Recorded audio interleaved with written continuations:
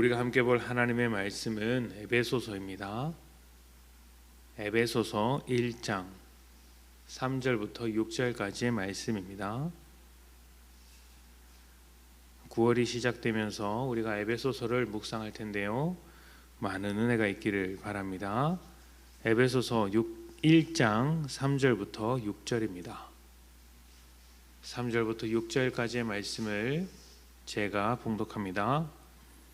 찬송하리로다. 하나님 곧 우리 주 예수 그리스도의 아버지께서 그리스도 안에서 하늘에 속한 모든 신령한 복을 우리에게 주시되 곧 창세 전에 그리스도 안에서 우리를 택하사 우리로 사랑 안에서 그 앞에 거룩하고 흠이 없게 하시려고 그 기쁘신 뜻대로 우리를 예정하사 예수 그리스도로 말미암아 자기의 아들들이 되게 하셨으니 이는 그가 사랑하시는 자 안에서 우리에게 거저 주시는 바 그의 은혜의 영광을 찬송하게 하려는 것이라.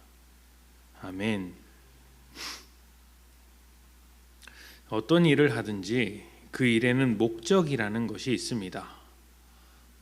출근하고 직장을 할 때는 성취감의 목적이든지 아니면 돈을 벌기 위한 목적이 있고, 또 일하지 않고 놀더라도 재미있기 위한 목적이나 또 회복하기 위한 목적이 있죠.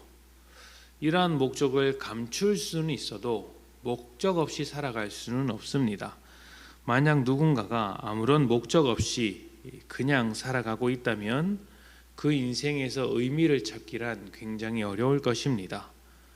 목적이 자기 자신에게 있든 가족과 자녀에게 있든 아니면 사회에게 있든지 목적이 있어야 의미가 생기는 것이죠.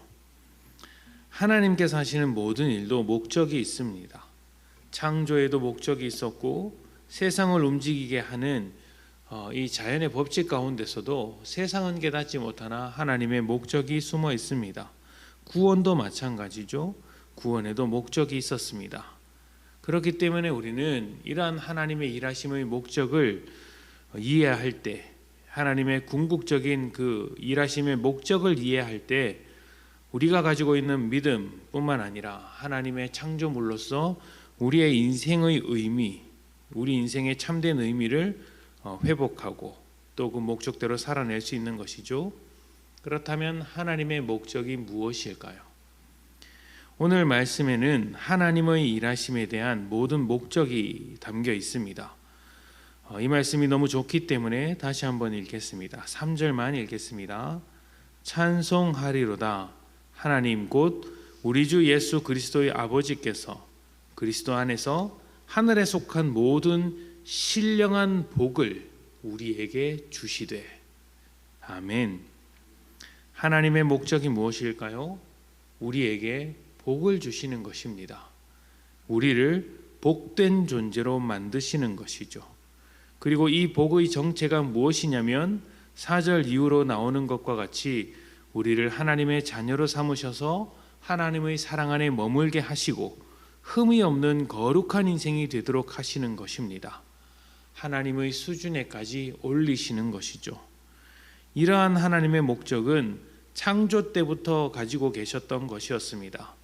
창조하셔서 사람을 지으신 하나님은 사람을 복되게 하셨습니다. 행복하게 살도록 그 존재를 복되다 여겨주신 것이죠. 사람이 죄를 지었을 때도 하나님은 사람을 복된 존재로 회복시키기 위해서 다시 한번 그 자리로 살아가게 하기 위해서 죄로부터 벗어날 수 있도록 인도해 주셨습니다. 이러한 하나님의 목적이 한결같고 복된 삶을 사는 것이었다면 우리의 믿음은 어떤 것이어야 합니까? 하나님께서 이루신 목적에 따라 복을 누리는 것이 우리의 믿음, 우리의 인생이어야 합니다.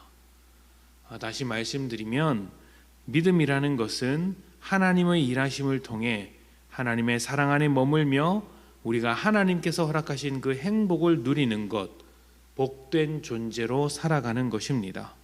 그리고 우리가 하나님의 일하심으로 인해 행복을 누릴 때 그렇게 일해 주시는 하나님을 감탄하는 것이 찬송이고 감격하는 것이 예배라고 할 수 있는 것이죠. 물론 복을 누리는 것이라고 해서 모든 것이 허용되는 것은 아닙니다. 내가 원하는 것을 원하는 대로 하는 것이 복이 아니기 때문이죠. 탐욕이나 악한 일들은 절대로 허락되지 않습니다. 왜냐하면 그런 것은 겉으로 볼 때 재미있게 보일 수 있고 또 사람을 기쁘게 또 행복하게 만드는 것처럼 보일 수 있으나 결국에는 사람을 불행하게 만드는 것이기 때문입니다. 하나님의 복으로부터 떠나게 만들기 때문이죠. 그 가장 대표적인 예가 선악과였습니다. 선악과를 먹을 때 아담과 하와는 그 일로 인해 자신들이 복될 것이라고 생각을 했습니다.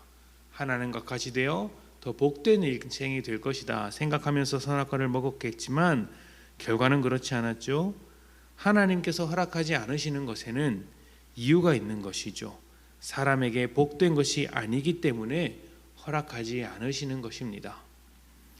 하나님의 목적에 따라 우리의 믿음도 우리의 복된 인생을 위한 것이고 교회 역시 우리의 복된 인생을 위한 것입니다.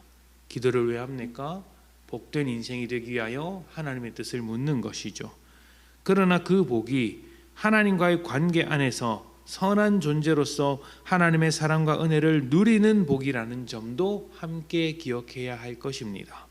그것이 진짜 복입니다.